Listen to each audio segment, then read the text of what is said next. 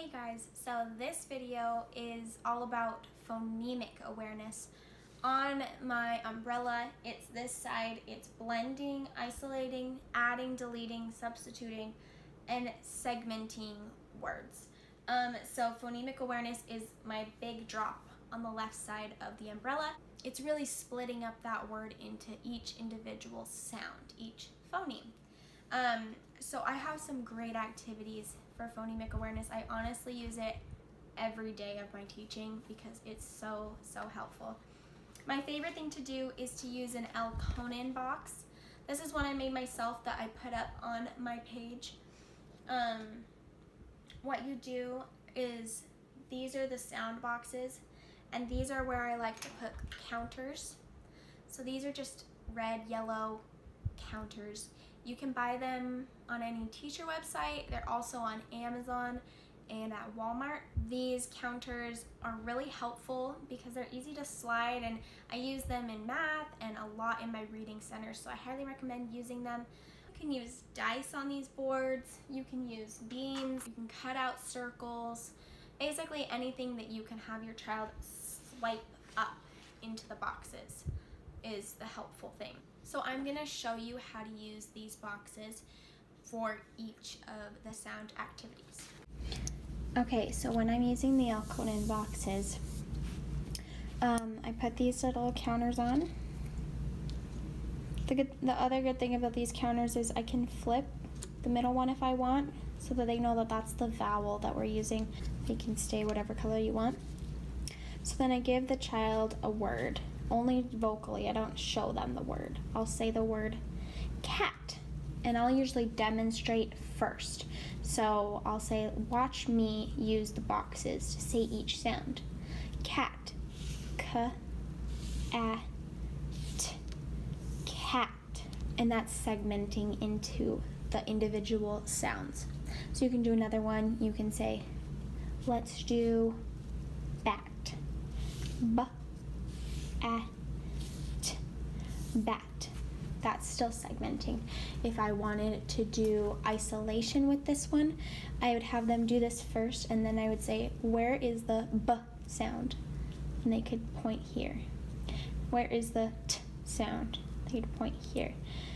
A lot of times I do this to check if my students are able to understand. I have a student that I've used before that when I do these, they never catch that N sound. So I know, oh, I really need to work on phonemic awareness with them more often so that they're understanding this N sound. Otherwise, it's going to follow them into when they're writing and reading, they're just going to drop that N sound, or they're not going to be able to read the word correctly.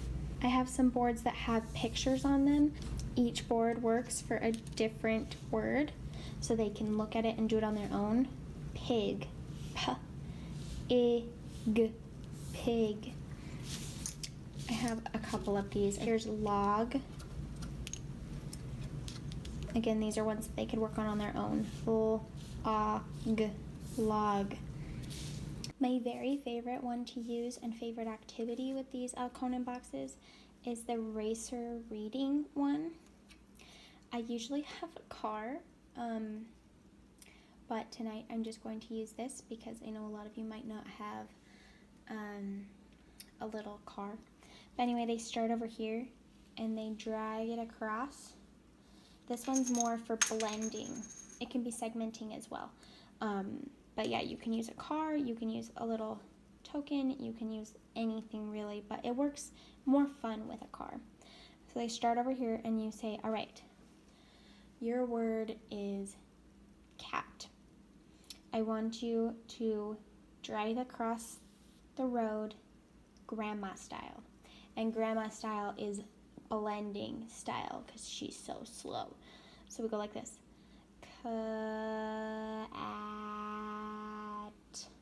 Cat.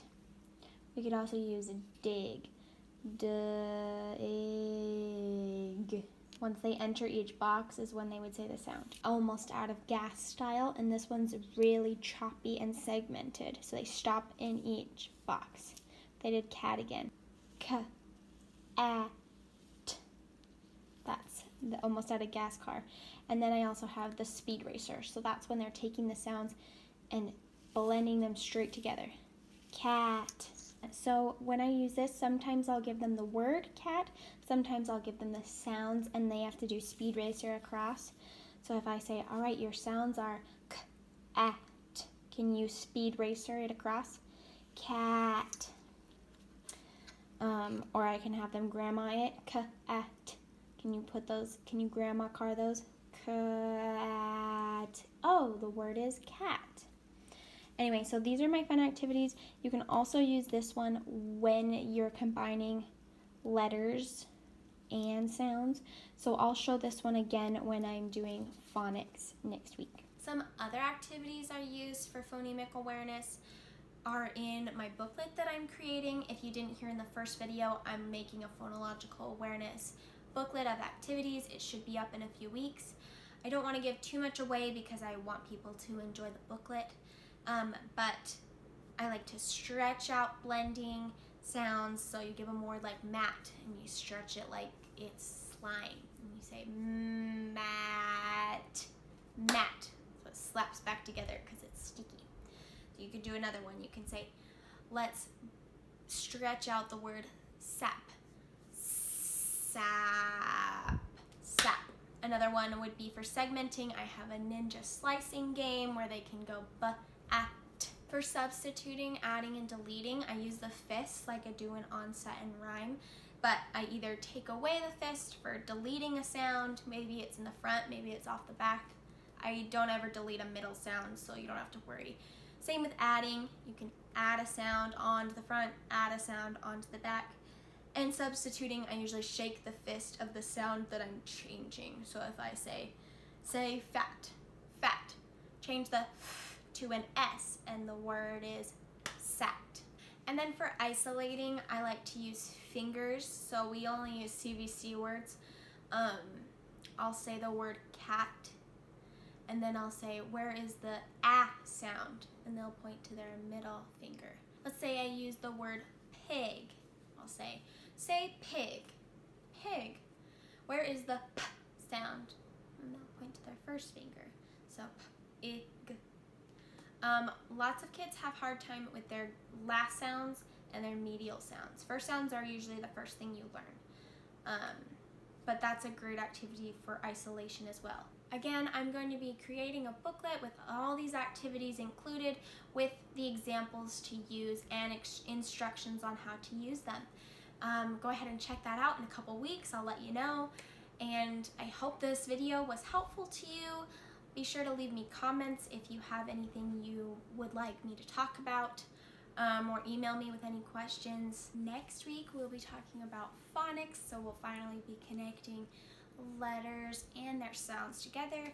I have tons of activities for teaching letters to your kids. I have tracing, I have handwriting. We'll be going over a lot of that and those activities next week. So I will see you then.